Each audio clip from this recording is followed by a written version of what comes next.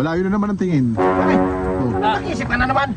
Di, ako yung nag-iisip dito. Oo.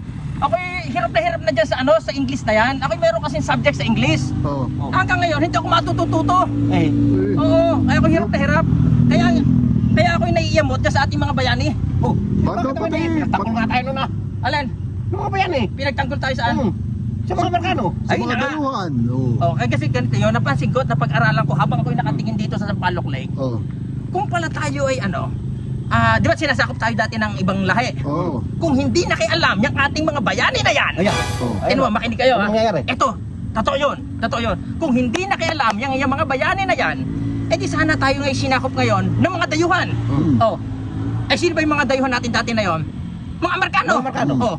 Kung tayo sinakop, di sinakop na tayo, hindi nakialam yung ating mga bayani. Oh. Ano na ang ating magiging nationality ngayon? Di American citizen ha? American citizen. Exactly! Oh. Exactly! Oh, di ba English? Oh, English. Exactly. At kung tayo ay an American citizens ngayon, anong ating salita? Pwede English. Correct! Oh, di ba English? Yes! Oh, bakit ba nakialam pa kasi yung mga yan? Ay, Yeah. pangarap ko nga sana mag-Amerikano. Yun na. Oh, Ano ba tingin pare? Ano naman gusto pumunta ng state? ang dami, katulad nung gusto pumunta sa Amerika, hindi makapunta kasi hindi nga sila American US citizen. US embassy or ano ba, US American citizens. citizen. Oo. American citizen. American citizen. Kung hindi nga nakialam yung mga yan, di sana tayo papalik-balik lang doon. Pati hindi, pare. Oh. Dapat pala yung mga naisip na sila ang sinisisi. Kaya nga. Kaya ako hindi rin ako mapakali sa kakaisip kagabi pa na yan. Dapat hindi nakikialam eh. Kaya ano ba lang kung gawin ngayon? Ang babala ko sana ito. Mm. Tayo magpasakop na. Sakupin nyo na hulit kami. Isa lang. Oo. Kahit isa lang sa inyo. Kahit isa sa inyo, Japan. Oo, Japanese. wag lang Indian. Japanese. Spanish. Ayan na. Sakupin na ninyo. Ayun, basta ibig yung mga puputi. Yung mabuti. Ay, di manawagan ka ngayon. Kami po yung nananawagan.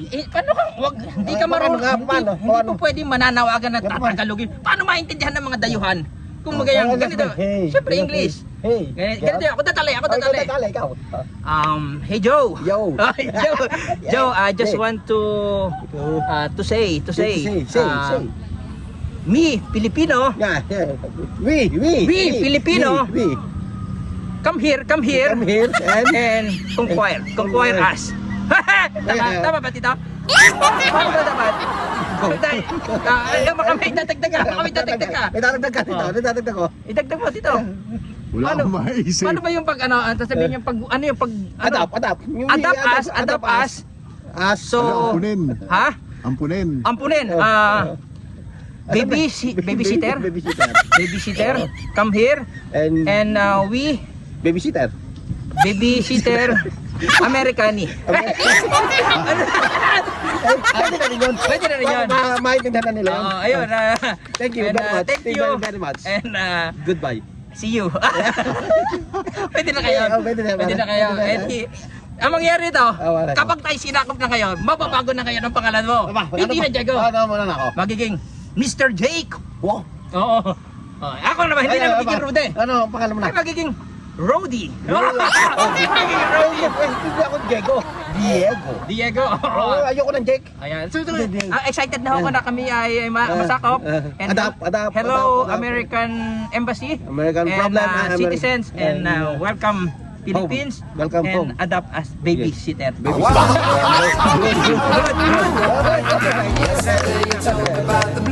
you very much.